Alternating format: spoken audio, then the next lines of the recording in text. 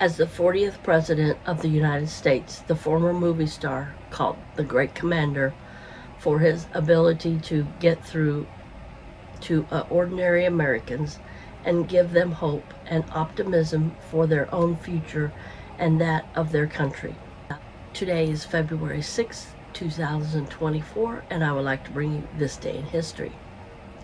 Despite his long life opposition to the big government, he was credited with restoring faith in U.S. government and the presidency after a long era of disillusionment in the wake of Nixon, Vietnam, and economic hardships under Carter. But before his years of Hollywood stardom, long before Washington, Ronald Reagan was born on February 6, 1911, in Tempico, a small town in northwestern Illinois. Though his family was poor, Reagan later remembered his as an idyllic childhood. After playing football in high school and college at Eureka College, he graduated during the Great Depression with few job prospects. He soon began working in radio in Iowa, broadcasting for football and other sports. While on a spring training trip with the Chicago Cubs in Los Angeles, Reagan got in touch with the former college colleague at WHO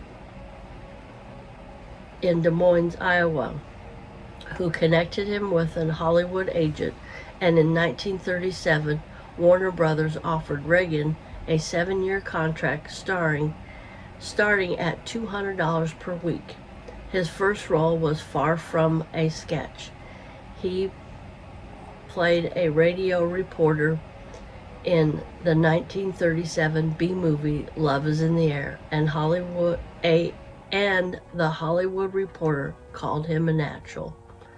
After a few years as what he later called the Errol Flynn of B-movie, Reagan won the role he would become known for, the football player George Gipp of Notre Dame University in Knute Rockne, All-American. The film told the story of the legendary Notre Dame coach Knute Rockne, played by Pat O'Brien, who died in a plane crash in 1931. Gipp was the walk-on who became Rockne's star player and died of throat infection 2 weeks after his final game. In addition to making more than 50 films, Reagan became heavily involved in the Screen Actors Guild during his years in Hollywood, serving 6 terms as its president and leading the union through some of the most volatile years in movie industry. In 1947, when accusations of communists were running rampant in Hollywood, Reagan testified before the House of Un-American Activities Committee and refused to name names of suspected communist sympathizers, though the FBI file later revealed that he had in fact named people in secret. Around the same time, Reagan's personal life was in turmoil. His wife, the actress Jane Wyman, divorced him in 1948. His increasing involvement in the Screen Actors Guild was reportedly mentioned as a factor in the divorce. Reagan married Nancy Davis, also an actress, in 1952. They had 2 children, Patricia and Ronald. Reagan and Wyman also had a daughter, Maureen, and adopted a son, Michael. Nancy Reagan would become her husband's closest confidant and advisor during his future political career.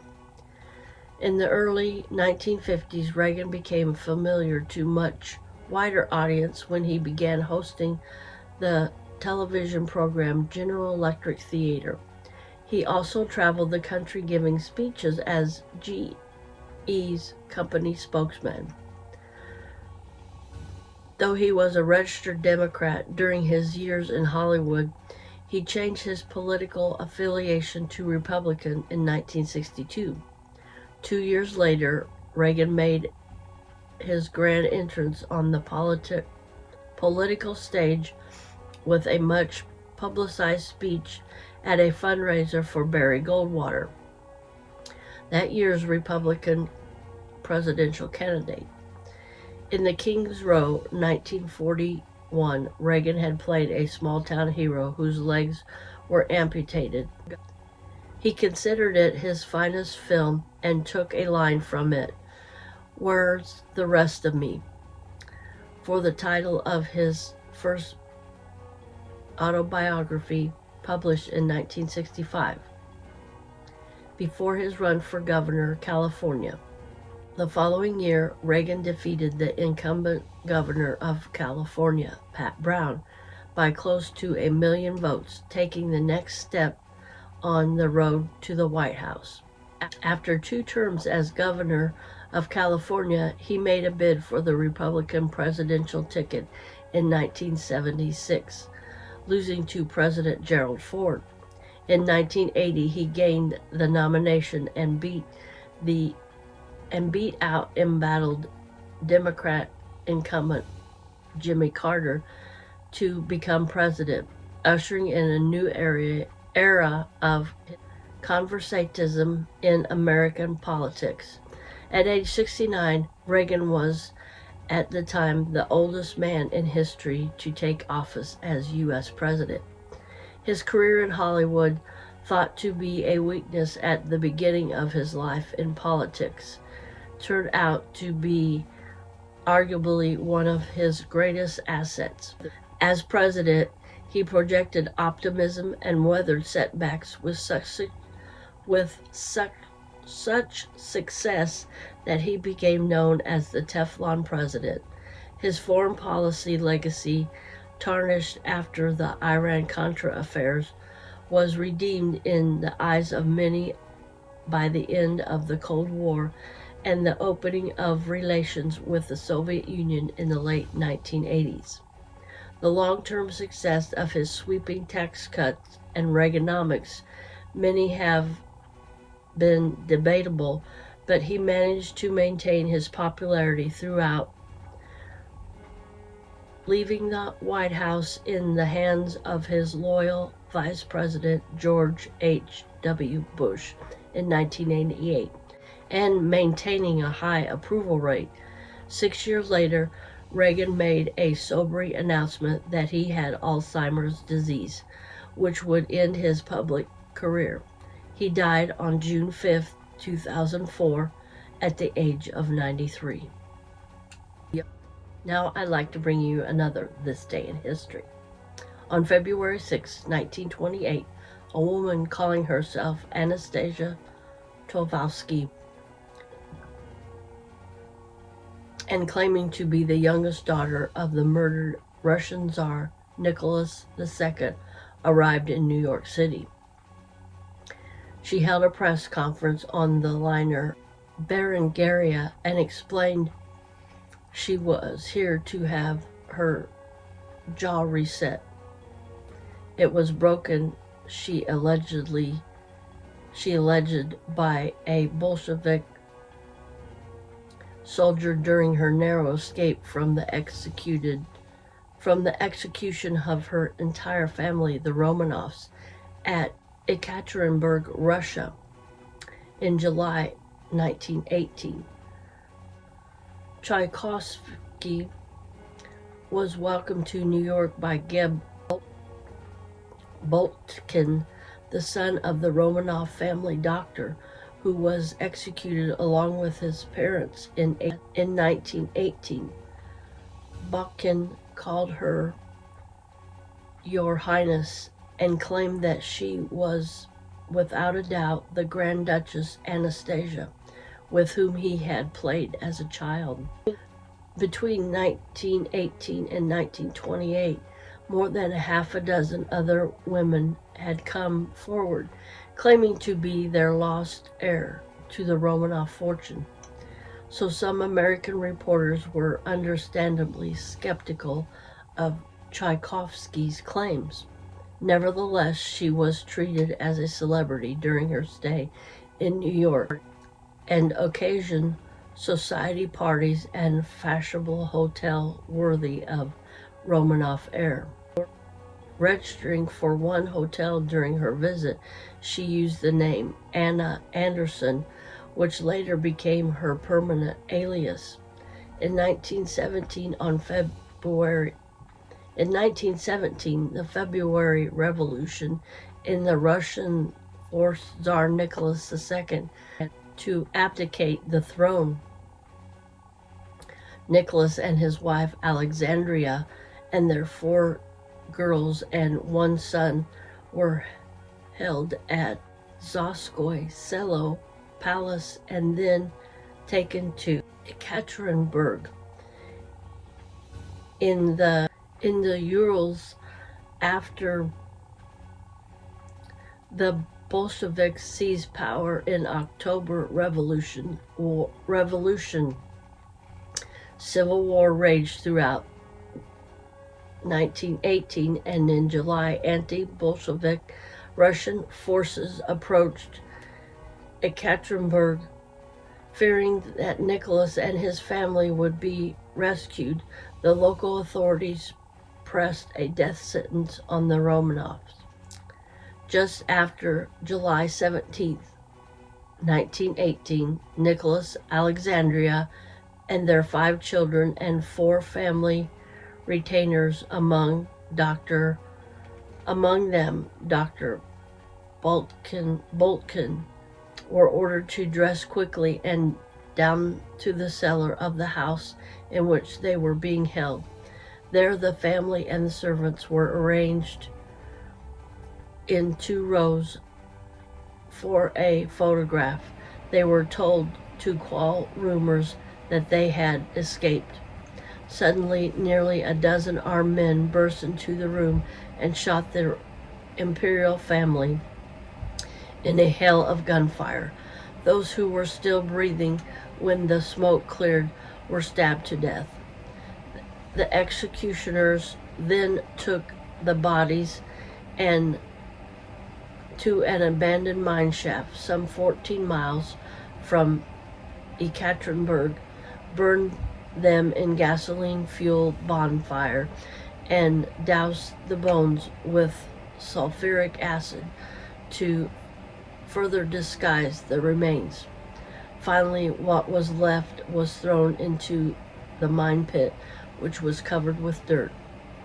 At first, the Bolshevik government reported that only Nicholas was executed and that his family and children were moved to a safe location. Later, reports that the entire family had perished were confirmed by Russian investigators. At the time, however, the persistent rumor spread through Europe telling of a Romanov child, usually Anastasia, who had survived the carnage. Several pretenders came forward hoping to cash in on the Romanov fortune reportedly held in the European banks, but they were quickly exposed as frauds. Europe, however, had yet to meet Anna Anderson. In 1920, an apparent suicidal young woman was pulled from Landwehr Canal in Berlin. She refused to tell authorities her identity and was committed to Daldorf Asylum, where she lived in anonymity until 1922, when she suddenly announced that she was none other than the Grand Duchess Anastasia. At that time, Europe was filled with Russian exiles who had fled the Bolshevik Revolution, and a number of sympathetic Tsarists rushed to the aid of the young woman, who at first glance was certainly articulate and beautiful enough to be the lost Anastasia. Her body showed ugly scars which she said she incurred from Bolshevik knives during the execution of her family. One Bolshevik soldier, she said, finding her alive, had helped her, and she eventually escaped to the West. Several months after claiming to be Anastasia, she was released from the asylum and moved in with the first of a long line of supporters. During the next few years, her entourage of Russian emigres grew. She became particularly close to Geb Botkin, who was the son of the slain Romanov family physician. He had spent considerable time with the imperial family in his childhood. During this time, numerous Romanov relatives and acquaintances interviewed her, and many were impressed by both her resemblance to Anastasia and her knowledge of small details of the Romanov family. Others, however, left skeptical when she failed to remember important events of young Anastasia's life. Her knowledge of English, French, and Russian, which the young Anastasia knew how to speak well, were also significantly lacking. Many blamed these incidents on her reoccurring mental illness, which led to short stays in mental institutions on several occasions. Meanwhile, her supporters began a long battle to win her legal recognition as Anastasia. Such recognition would not only win her access to whatever Romanov riches remained outside the USSR, but would make her a formidable political pawn of the Tsarist exiles who still hoped to overthrow Russian communist leaders. The Grand Duke of Hesse, Alexander's brother and Anastasia's uncle, was a major critic of this effort. He hired a private investigator to determine Anastasia Tchaikovsky's true identity. The investigator now announced that she was in fact Franziska Sanskowska, a Polish-German factory worker from Pomerania who had disappeared in 1920. Sanskowska had a history of mental instability and was injured in a factory explosion in 1916, which accounted for the scars. These findings were published in German newspapers, but were not proved definitively. The woman who became known as Anna Anderson continued her fight for recognition, losing several court cases as the decades passed. A French play about her story, Anastasia, debuted in 1954, and in 1956 an American film version appeared, with Ingrid Bergman winning an Academy Award for her title role. In 1968, Anna Anderson married an American history professor, J.E. Manhattan, and moved to the United States, living her final years in Charlottesville, Virginia. In 1970, she lost her last major suit, and a remaining portion of the Romanov fortune was awarded to the Duchess of Mecklenburg. Anna Anderson Manhattan died in 1984. In 1991, Russian amateur investigator, using a recent released government report on the Romanov execution, found what they thought to be the Romanov burial site. Russian authorities took over and exhumed human remains. Scientists studied the skulls, claiming that Anastasia was among those found, but the Russian findings were not conclusive. To prove that the remains were indisputably those of the Romanovs, the Russians enlisted the aid of British DNA experts.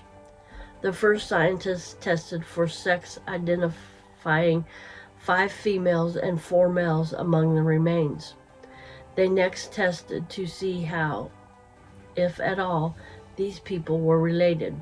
The father and mother were identified, along with 3 daughters. The 4 other remains were likely those of servants. The son, Alexia, and 1 daughter were missing. To prove the identity of Alexandra and her children, the scientists took blood from Prince Philip, the consort of Queen Elizabeth II, and the grandnephew of Alexandria. Because they all shared a common maternal ancestor, they would all share mitochondria DNA, which is passed almost unchanged from mother to child. The comparison between the mtDNA in Philip's blood and in the remains was positive, proving them to be the Romanovs. To prove the Tsar's identity, who would not share his mtDNA, the remains of Grand Duke George and brother Nicholas were exhumed. A comparison of their mtDNA proved their relationship. A Romanov daughter was missing from the burial site. Could Anastasia have escaped and resurfaced as Anna Anderson? In 1994, American and English scientists sought to answer this question once and for all. Using a tissue sample of Anderson's recovered from a Virginia hospital, the English team compared her mtDNA with that of the Romanovs. Simultaneously as the American team compared the mtDNA, found a strand of her hair. Both teams came to the same decisive conclusion: Anna Anderson was not a Romanov. Later, the scientists compared Anna Anderson's mtDNA with that of Karl Mulcher, a great-nephew of Franziska Sanskovska. The DNA was a match, finally proving the theory put forth by the German investigator in the 1920s. One of the great mysteries of the 20th century was partially solved.